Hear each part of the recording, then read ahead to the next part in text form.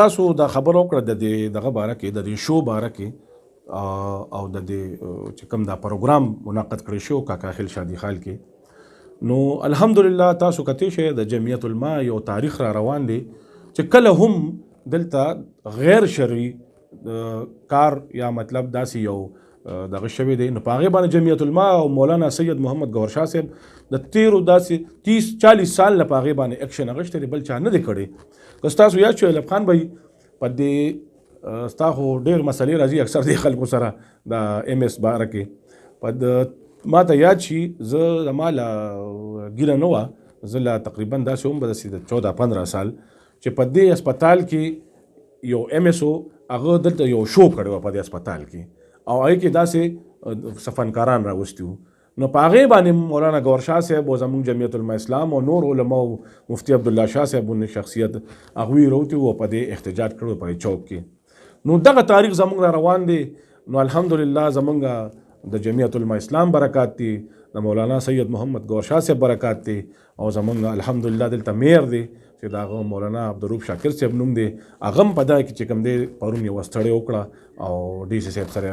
خبرې وکړې او هغه شی چې کوم دی د جمعیت العلماء د مولانا سید گوهر شاه صاحب او مفتی عبدالروف شاکر صاحب مفتی عبدالله شاه صاحب د هغې په هغه کوششونو باندې هغه شی ختم شو. ګرانو کتونکو الب خان شیرپوی ما پسند کې را سره ناست دی پیر سید حلیم شاه باچا. پیر سید حلیم شاه باچا دا د پیر سید رحیم شاه باچا فرزند دی کوم چې خدای بخښلی دی تیره سمو دروازې خور ته وسپارلی شو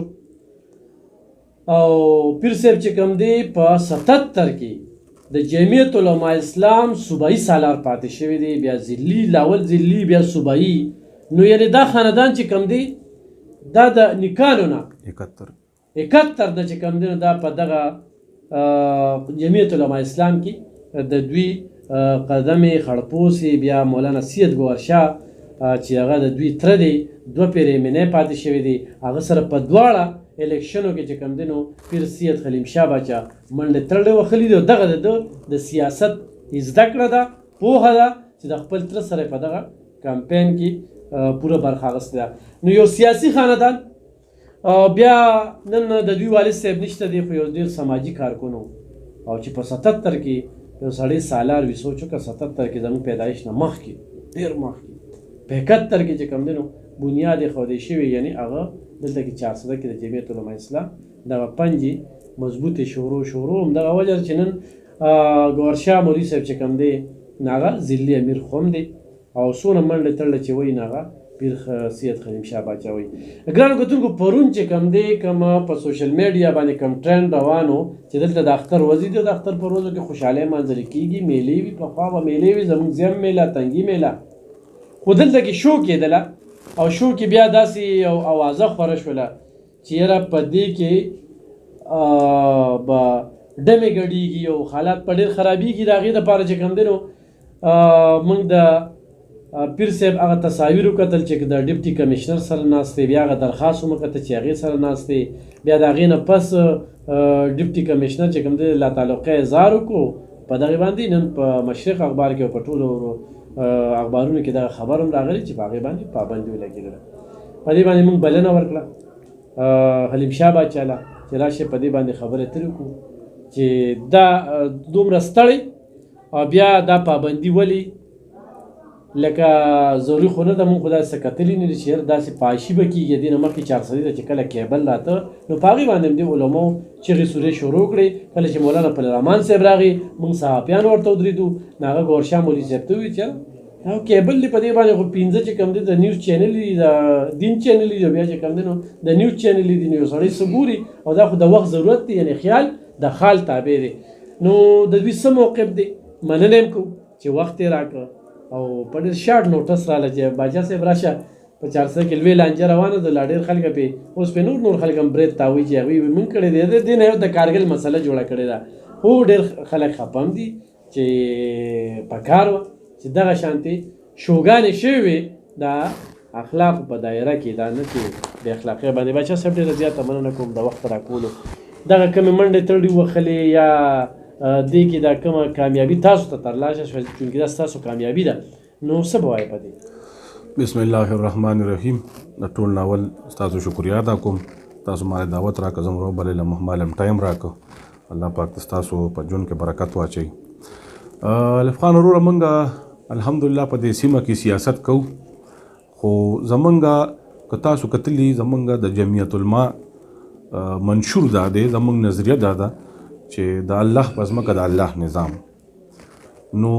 که تاسو ګورئ دغه کې بیا دا ټولې خبرې راځي او د جمعیت علما اسلام یو تاریخ را روان دی د پخوا داسې په ضلع 400 باندې به زه خبره وکړم د اشنغر په ځمکه باندې چې کله هر قسمه خبر راغلی ده، که د ناموس رسالت خبر راغلی ده، که د قرآن بې حرمتي چته شوې ده، که هغه د ګرانۍ خلاف خبر راغلی ده، که د قوم خبر راغلی ده، که د هر قسمه خبر راغلی ده، جمعیت علما اسلام په میدان کې ولاړ دی. یو پارټي تاسو بنی کتلی چې هغه دغه میدان کې نی ولاړ، صرف جمعیت علما چې هغه دغه میدان کې ولاړ. زه خبر شوم دغسې د یو رنګ راته یو ملګري وکړه چې یاره د 400 کې د ما کلاس ویلو دی مردان کې، هغه راته رنګ وکړه چې یاره په میډیا باندې یو دغه روان دی چې جهانګیر څوک یو ډم دی او هغه به راځي، فنکار ورته وایي که ډم ورته وایي، او هغه به راځي او په 400 کې به چې کوم دی یو شو کوي، او 4 ورځې به دا شو کاکا خیل شادي حال کې وي. هغې باندې ما خپل تره سره زما چې کوم تره دی اوس دې وخت کې زما والد صاحب په ځای باندې دی، هغوی سره مې هغه وکړو، هغوی ته مې ټلیفون وکړو چې یاره دغسې یو دغه روان دی په میډیا باندې یو ټرینډ روان دی او د دې خبرې څه حل رایستل دي. هغه بیا مونږ کېناستېدو دارالعلوم اسلامیه 400 زمونږ تاسو ته پته ده چې د ډېرې مودې داسې د 13 کالو داسې الحمدلله علمي میدان کې د ټولو نه مخکې خدمت کوي او لګیا ده. پخوا داسې هلته مونږ خبره وکړه او باقاعده یو قانوني شکل هم هغې له ورکړه، نه مونږ څه وایلیشن کړی دی او نه مونږ داسې څه غلط کار کړی دی. یو قانوني شکل هم ورکړه چې دا د پښتنو خوره ده، اشنغر دا د پښتنو خوره ده، په دې باندې داسې علما داسې اکابر هغه زیږېدلي دي چې د هغې مثال نشته. هغې تاسو ته پته ده چې حاجي صاحب تورنګزی، مولانا شمس الحق افغاني صاحب او زمونږ مولانا حسن جان شهید رحمت الله علیه، او بیا پسې مولانا سید ګوهر شاه صاحب، نو دا لوی شیخ ادریس صاحب، دا لوی علما په دې ځمکه باندې زیږېدلي دي او دې پیدا کړي دي خورې، او په دې خوره باندې اوس داسې فحاشي یا غریاني یا د ینګ جنریشن دپاره تباهۍ سبب ګرځي. نو په دغې باندې مونږ دغه ایکشن واغشتو، یو قانوني لار باندې رالو او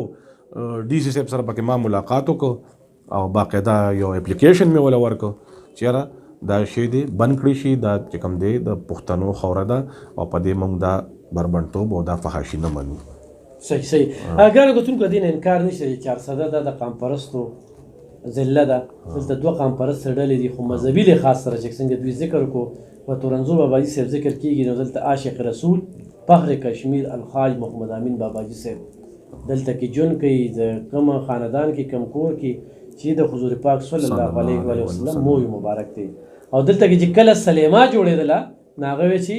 زما په وینو به جوړوي، نو دلته کې هغه جوړه نه شو. نه دغه انکار نشته چې دلته مذهبي لحاظ سره ډېرې سترې خستې چې کوم دي هغه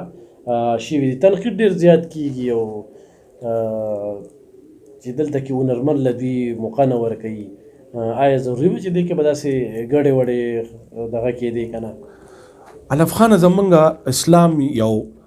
ضابطه لري، ضابطه حیات مونږ ته الله پاک هغه ښولی دی. زمونږ چې کوم دی نو حدونه دي، مونږ دا حدونه نه مسلمان بهر نشي تللی. تلک حدود الله، دا د الله حدونه دي، هغه تاسو ښه پوهېږئ، دا ټول مسلمانان په هغې ښه پوهېږي چې ښه کار څه دی او بد کار څه دی. نو مطلب دا دی دا ګانې بجانې دا ډمتوب دا پیغلې ګډول دا په اسلام کې بلکې زمونږ په پښتو کلچر کې هم دا منع دي. تاسو وګورئ که نه، لکه دې ته په یو بد نظر باندې کتلی کېږي، په ښه نظر خو دې ته نه کتلی کېږي. نو زه دغې پاټو ته هم دغې رونو ته هم دا ویم چې دا خو تاسو هم پوهېږئ، تاسو ځان ته مطلب دا ډېرې پارټۍ ځان ته پښتانه وایي، مطلب دا دی ډېر ښه لیډران د هغوی مشران ډېر د خاورې ځایګولي دي. نو مطلب دا دی چې دې شي ته په ښه نظر باندې نه کتلی کېږي عام معاشره کې. نو ولې دې موږ ټول په دې باندې په یو پیج باندې شو او د دې د غندنه دی وکړو، د دې په دې بد وایو چې دا شی دې نه کیږي. صحیح، مننه کوم پیر سید حلیم شاه بادشاه ګرانو کتونکو. په سیاسي لیول به سره خبره ترې کوو، راتلونکي سیاست کې چې کوم دی الیکشن کې برخه ماخلي د هغې لپاره سرګرمۍ دوی روانې کړي دي. په دغه لیول به مو سره بیا خبرې کوو، خو دا چونکې توده لانجه وه او په دې باندې ډېر بحث مباحثه په سوشل میډیا باندې روانه ده، نو حلیم شاه بادشاه ته موږ وایو چېرې په دې باندې لږې خبرې اترې کوو. 400 ده، ولې 400 به ترقي نه کوي، نو دوی په خپل موقف مخې ته راغې. مننه کوم چې زموږ دغه خبره کوزه ونه غورځوله په دغه روژه کې موږ له رالل تاسو ته وړاندې کړه دوی موقف. انشاءالله په بله موقع باندې به سټوډیو ته راغواړم، سیاسي بحث به ورسره کوو، سیاسي خبرې به کوو. د رحیم شاه بادشاه کوم چې دوی والد صاحب و، د هغوی د ژوند ستړی هغه هم تاسو ته د دوی د خولې نه، ولې چې دوی ورسره ډېر لنډ پاتې شوي دي، هغې یې تربیه کړې ده. د هغې نه پس چې کوم دی نو بیا ګوهرشاه مولوي صاحب چې 2 پیرې مینې پاتې شوې، څه وړه خبره نه ده. په دغه هر څه باندې موږ خبرې اترې کوو. نو دا خاندان دلته کې یو ډېر لوی سیاسي تاریخ لري، نو دغه تاریخ به هم ژوندي ساتو انشاءالله. په دې هم خبرې اترې کوو، خو نن هم په دغې خبرې اترې کولې چې 400 خلکو ته خو هم د موج مستو ضرورت شته دی. موږ وایو چې موج مستی وشي، خو د مذهبي ګوند د هغوی خپل موقف دی ستاسو د وړاندې دی. مننه، خوشحاله